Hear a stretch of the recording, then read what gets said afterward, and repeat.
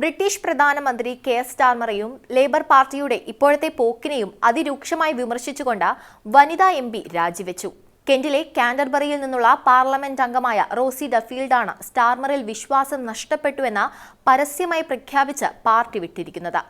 സ്വതന്ത്ര എംപിയായി തുടരുമെന്നാണ് റോസി ഡഫീൽഡ് അറിയിച്ചത്. ബ്രിട്ടീഷ് പാർലമെന്റിലെ സ്വതന്ത്ര എംപിമാരുടെ എണ്ണം ഇതോടെ 14 ഉയർന്നിരിക്കുകയാണ്.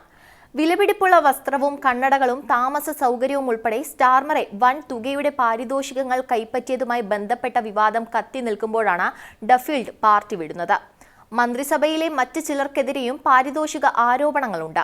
ലേബർ പാർട്ടിക്ക് അത്യാർത്തിയാണെന്നും അധികാരമോഹമല്ലാതെ മറ്റൊന്നും നേതൃത്വത്തിന് മുന്നിലില്ലെന്നും ഡഫീൽഡ് കുറ്റപ്പെടുത്തി. ജെറമി കോർബിൻ ലേബർ പാർട്ടിയുടെ നേതൃത്വത്തിലുള്ള സമയത്ത് സ്റ്റാർമർ പതുക്കെ പാർട്ടിയുടെ മുഖമായി മാറുന്നുണ്ടായിരുന്നു.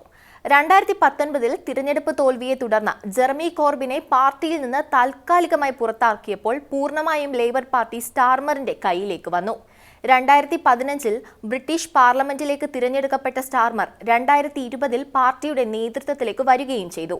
2019 പൊതു തിരഞ്ഞെടുപ്പിലെ പരാജയത്തിന് ശേഷം ലേബർ പാർട്ടിയുടെ തിരിച്ചുവരവിന് കാരണക്കാരനായ നേതാവ് കൂടിയാണ് കെയർ സ്റ്റാർമർ. ബ്രിട്ടനിലെ ഇന്ത്യക്കാരെ കണക്കിലെടുക്കാൻ സാധിക്കാത്തതും 2019 തിരഞ്ഞെടുപ്പ് പരാജയത്തിന്റെ കാരണമായി കണക്കാക്കപ്പെട്ടിരുന്നു.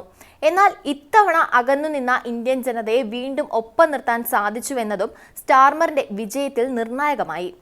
ലേബർ പാർട്ടി നേതൃസ്ഥാനത്തേക്ക് മത്സരിക്കുന്ന സമയത്ത് സ്റ്റാർമർ നിരവധി ഉറപ്പുകൾ പാർട്ടി പ്രവർത്തകർക്ക് നൽകിയിരുന്നു. അതിൽ റെയിൽ, ഊർജ്ജ മേഖലയിലും ജലസേചനത്തിലുമെല്ലാം വരുത്താൻ ഉദ്ദേശിക്കുന്ന മാറ്റത്തെക്കുറിച്ച് പറഞ്ഞിരുന്നെങ്കിലും ഇപ്പോൾ മിക്ക ഉറപ്പിൽ നിന്നും സ്റ്റാർമർ പുറകോട്ട് പോയിരിക്കുകയാണ്. ബ്രിട്ടീഷ് ജനതയ്ക്കിടയിൽ പ്രധാനമന്ത്രി കെയർ സ്റ്റാർമറുടെ ജനപ്രീതിയിൽ വൻ ഇടിവുണ്ടായതായാണ് പുതിയ അഭിപ്രായ സർവേ ഫലവും സൂചിപ്പിക്കുന്നത്. ഒപ്പീനിയൻ നടത്തിയ സർവേയിൽ കഴിഞ്ഞ ജൂലൈ മുതൽ കെയർ സ്റ്റാർമറുടെ ജനപ്രീതിയിൽ 45 പോയിന്റുകളുടെ ഇടിവുണ്ടായി എന്നാണ് ഫലം.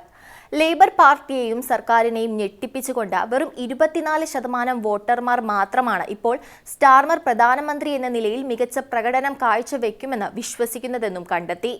പകുതിയോളം പേർ അദ്ദേഹത്തിന്റെ പ്രവർത്തനത്തെക്കുറിച്ച് വിപരീത അഭിപ്രായമാണ് രേഖപ്പെടുത്തിയിട്ടുള്ളത്. ഇതോടെ അദ്ദേഹത്തിന്റെ ആകെയുള്ള റേറ്റിംഗ് -26%. പ്രധാനമന്ത്രിയായി ചുമതല ഏറ്റെടുത്ത ജൂലൈ മാസത്തിൽ സ്റ്റാർമറുടെ റേറ്റിംഗ് +19% എന്ന് നമ്മൾ ഓർക്കണം. ഇപ്പോൾ -25% റേറ്റിംഗ് ഉള്ള ഋഷി സുനക്കിന്റെ പുറകിലാണ് ജനപ്രീതിയുടെ കാര്യത്തിൽ പ്രധാനമന്ത്രി എന്നതാണ് ലേബർ വൃത്തങ്ങളെ ആശങ്കയിലാഴ്ത്തുന്നത്. ലിവർപൂളിൽ പാർട്ടിയുടെ വാർഷിക സമ്മേളനം നടക്കുന്നതിനിടയിലാണ് ഇത്തരത്തിലൊരു സർവേ ഫലം പുറത്തുവരുന്നതെന്നത് നേതൃനിരക്ക് ഏറെ ആശങ്കയുളവാക്കുന്ന കാര്യമാണ്. പകുതിയിൽ അല്പം താഴെ ആളുകൾ സ്റ്റാർമർക്കും ലേബർ പാർട്ടിക്കുമെതിരെ കൂടുതൽ പ്രതിഷേധമാണ് രേഖപ്പെടുത്തിയത്. ജൂലൈയിൽ പാർട്ടി അധികാരത്തിലേറിയതിനു ശേഷം ഇപ്പോൾ വരെയുള്ള കാലയളവിലാണ് ഈ അഭിപ്രായം രൂപപ്പെട്ടിരിക്കുന്നത്. സർക്കാരിന്റെ ആദ്യ ചില മാസങ്ങൾക്കുള്ളിൽ തന്നെ സർക്കാരിന് മികവ് തെളിയിക്കാൻ കഴിയുമെന്ന് വിശ്വസിക്കുന്നത് 27% പേർ മാത്രമാണ്. അതേസമയം 57% പേർ വിശ്വസിക്കുന്നത് ഈ സർക്കാർ ഒരു പരാജയമാകുമെന്നാണ്. 2024 ലേബർ പാർട്ടിക്ക് വോട്ട് ചെയ്തവരിൽ 1/3 വീതം വിശ്വസിക്കുന്നതും സർക്കാർ പരാജയമാണെന്നാണ്.